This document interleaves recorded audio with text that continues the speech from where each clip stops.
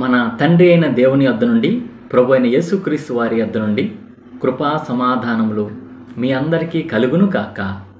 ఆమేన్. మే నెల 18వ తారీఖు కొరకై ఏర్పాటు చేయబడిన ఎడారిలో సెలయేర్లు అనుదిన ధ్యాన భాగమును చదువుచున్నాను.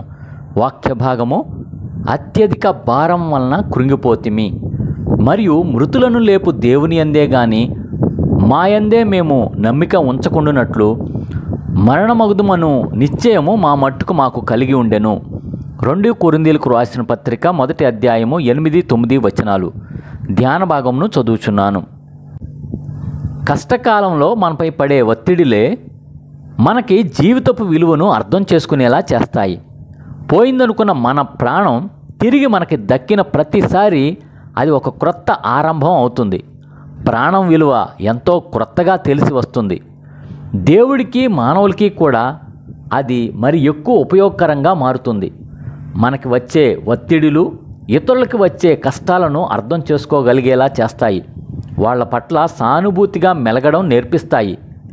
నలిగిపోయాను తీగలాగా సాగినట్టుగా తనువులోనూ మనసులోనూ ఆలోచనలను అంధకారం ముంచినట్లుగా శత్రువుల క్రింద మిత్రుల చేతుల్లో ప్రాణం ఎగిరిపోయేంతలా నేను నలిగిపోయాను. దేవుడు తప్ప సహాయకుడు లేడనేలా, దేవుని కర్రని బెత్తాన్ని ప్రేమించేలా, స్వాతంత్ర్యం తప్ప మాలిన్యమంతా పోయేలా, నమ్మశక్యం కాని వాటిని నమ్మేలా, సజీవ దేవునిలో జీవించేలా, క్రీస్తు జీవితం ప్రవహించే నదిలో నేను మునిగిపోయాను. మనలో ప్రతి దానిని తేలికగా తీసుకునే మోసకరమైన స్వభావం ఒకటి ఉంది. ఎవరన్నా కష్టాలలో నలిగిపోతూ వాటి నుంచి తొలగి పారిపోతుంటే వారంటే హేళన భావాన్ని ఈ స్వభావం మనలో కలిగిస్తుంది. అయితే తనకై తాను కష్టాలను అనుభవించిన వ్యక్తి ఇలా ఎప్పుడూ అనుకోడు. అతను అలాంటి వారిని మృదువుగా సానుభూతితో ఆదరిస్తాడు. శ్రమ అంటే ఏమిటో అతనికి తెలుసు. పౌలు అందుకే అన్నాడు, మరణం మీకు అనుకూలంగా పనిచేస్తుంది. మనం ముందుకు సాగాలంటే శ్రమలు ఒత్తిడిలు అవసరం. బ్రహ్మాండమైన ఓడలో ఎక్కడో లోపల భగభగమండే అగ్ని జ్వాలలో ఆ ఓడను సముద్రంలో గాలులకి అలలకి ఎదురై ముందుకు సాగిపోవడానికి శక్తినిస్తాయి కదా.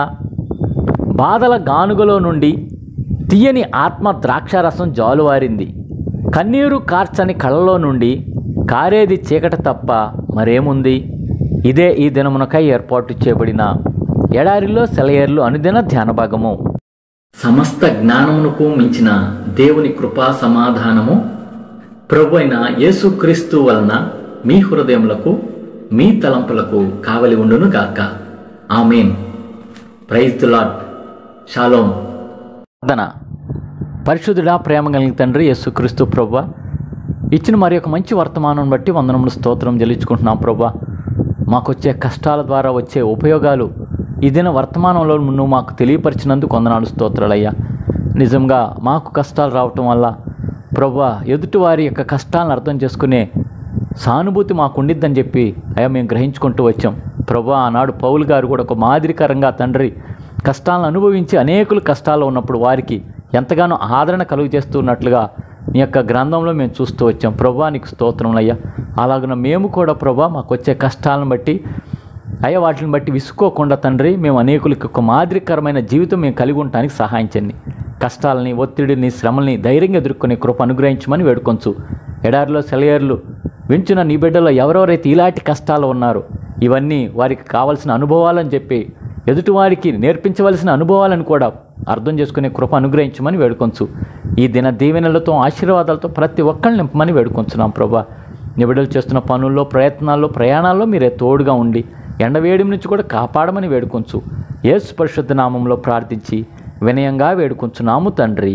ఆమేన్. ప్రభువు నిన్ను ఆశీర్వదించి నిన్ను కాపాడుగాక. ప్రభువు నీకు తన సన్నిధి ప్రకాశింపజేసి నిన్ను కరుణించుగాక. ప్రభువు నీ మీద తన సన్నిధి కాంతి ఉదయింపజేసి నీకు సమాధానము కలుగజేయును గాక. ఆమేన్. ఎడారిలో సెలయేర్లు ఉంచిన ప్రియమైన సహోదరి సహోదరులారా, మీరు పొందుతున్న దీవెనలు ఆశీర్వాదాలు ఆత్మీయ మేలులను బట్టి మీరు ఈ యొక్క కార్యక్రమాన్ని ఇతరులకు కూడా పంచుకోవాల్సిందిగా ప్రేమతో మనవి చేయుచున్నాను. లైక్ చేయండి, షేర్ చేయండి, సబ్స్క్రైబ్ చేయకపోతే సబ్స్క్రైబ్ కూడా చేయండి.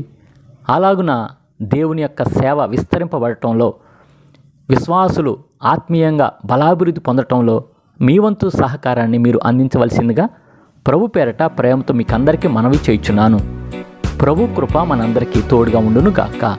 ఆమేన్.